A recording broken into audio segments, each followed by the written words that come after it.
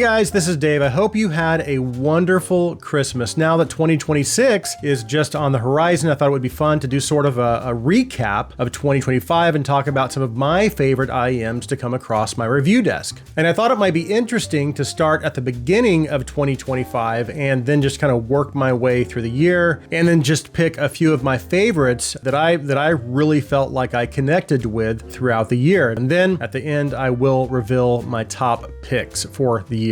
All right, so going all the way back to January of 2025. So I believe this IEM was actually released in December of 2024, but I did not receive it until January of this year. So that's why I'm including it. So for me, 2025 started out with kind of a bang with the arrival of this, the Softears Volume S. And basically for the entire year, this IEM has remained my favorite IEM in the $300 price range.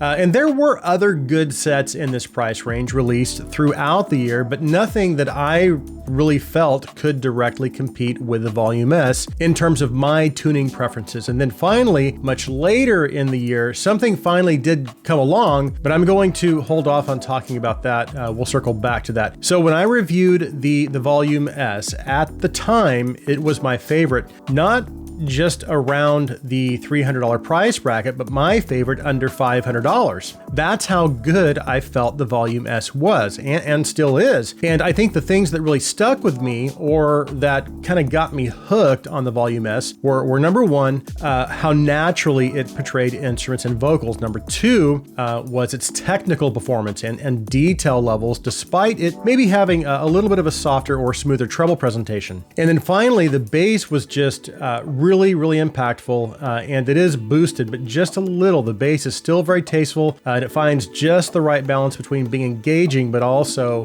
really refined overall. And that, of course, is in low impedance mode. So I really fell in love with the Volume S, and even to this day, there's only one other IEM that I've reviewed that I feel can even directly compete with it. So fast forward all the way to June of 2025, and at the time, I had gone quite a while with my top 5 IEMs under $200, remaining kind of stagnant. And then this showed up. This, of course, is the Myer Audio CK2V. And yes, while it did only maybe slightly edge out the Dragonfly 81T for the number 5 spot, it still did make my top 5, which I feel is still pretty significant given how competitive the $200 price bracket has been this year. So its sound presentation is more U-shaped with an emphasis on the sub bass and the upper treble. And I think what kind of helped me find a little bit of a stronger connection with it was really just how natural it sounded. But I was also impressed with the tuning of the bass and the mids. They did a really good job with bass separation and keeping things controlled in that transition out of the bass into the mid-range. So you still get that nice, impactful, and engaging bass presentation, but with a controlled transition into the lower mids, resulting in a really clean mid-range presentation as well. And there are other things this does really well, but at the end of the day, I just found myself making a pretty strong connection with the CK2V. All right, and then jumping all the way to August. And we are coming down a little bit in price. As a matter of fact, this is the least expensive on today's list. And I'm referring to the Pula Unicrom. Now, up to this point, there hadn't been very many releases in the $100 space that had caught my attention. I was still liking the Del CAE. The Defiant was released around that time. That was a good release. The Keyfine Quatio had just been released. I think around that same time, also a good release. But the Pula Unicrom was the first V-shaped tune set to come along in a while that I felt wasn't over the top bassy, and that I felt for having a V-shaped tuning was still able to present vocals and instruments pretty naturally. It is a little bit bright up top, and it can at times be a little much. But again, for this price point, I still feel like it is one of the best V-shaped sets in this $100 price bracket. And at the time, it was competing with some of my favorites like the Del CAE, the Aful Explorer. Oh, and I also felt like its technical performance was really competitive for this price bracket as well. well. So it wasn't my top IEM in this price bracket, but it pretty much landed in my top 5, going toe-to-toe with the Explorer and a couple of others, which is why I felt like it deserved a spot in this list. Now, a couple of months later, I believe around September 15th, I released the review for the Aful Dawn X. Of course, this is Afu's flagship IEM, and we are jumping all the way up to the kilobuck price range. Actually, this comes in at $1,300. And at this price point, an IEM like this could be considered to be end game or close to end game for a lot of people. And I did struggle a little bit trying to decide whether or not to even include this, because I wanted to try and focus on IEMs that were a little less cost prohibitive. But the Dawn X made a pretty big impression on me. And if I'm being honest, while I have owned lots of kilobuck sets over the years, I'm always a little hesitant to recommend them or even review them, even the ones I love, because at this price point, I don't want to make a recommendation unless I feel like it's really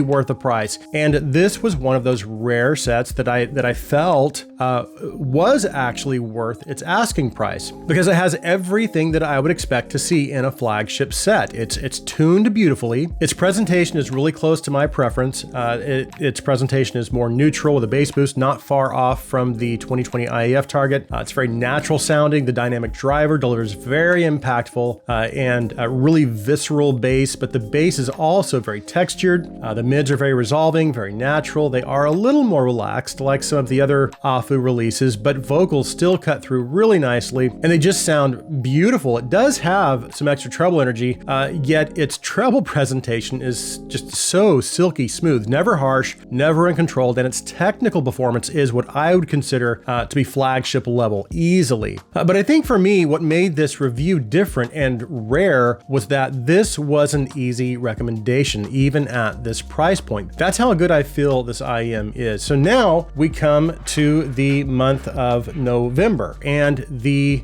Juir Harrier comes onto the scene. Of course, this is a collaboration between Juir and Mark Ryan of Super Reviews. Mark Ryan also developed Squiglink, but unlike other collaborations, the tuning of the Harrier is not based on Mark Ryan's tuning target, but instead is based on data collected off of Squiglink and also data taken from listener feedback. And what they came up with is pretty special in my opinion. And I think the biggest reason I had such a strong connection with this IEM was because it came kind of close to my tuning preference, which again, neutral with a bass boost. But the reason I chose this IEM for this list was because it was the IEM that I was referring to in the beginning when I was talking about the Volume S, and I felt like there was only one IEM that could actually compete with the Volume S. This is that IEM. So as of right now, this and the Volume S are my two favorite IEMs in the $300 price range. And actually, both of these are my favorites, even under $500. So it has a neutral tuning, but with a little bit of a bass boost. And in my opinion, where the Harrier actually maybe edges out the Volume S just a little bit is in its bass performance. And that's saying a lot, because the bass of the Volume S is exceptional for this price point. But the Harrier brings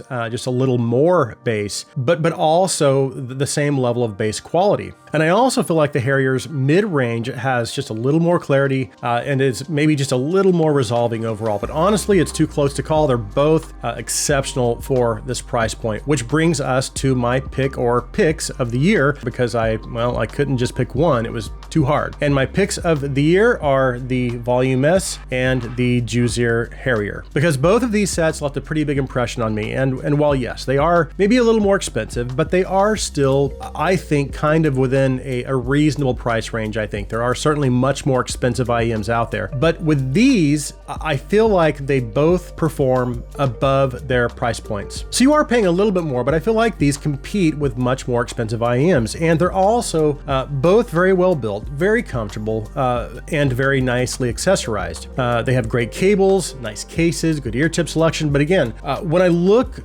back over the year as a whole, these two IEMs are the ones that I felt really stood out to me. And while I feel like there are maybe a few other IEMs that I connected with over the year, my connection with these seemed to be just a little stronger. But more importantly, importantly, really my connection with the music was stronger. And that, of course, that's really what this hobby is all about. The stuff is fun, but at the end of the day, it's really all about the music. But anyways, I think that does it for this video. This is the last video of the year for the Audio in Reviews channel. However, please keep an eye on the Gazaudio channel as well, because I will also be posting a video on my top DACs, amps, DAPs, and dongles for 2025, hopefully by tomorrow, December 31st. So for one last time this year, thanks for watching. Please like this video, please share this video, and you know what? Love you guys. Happy New Year.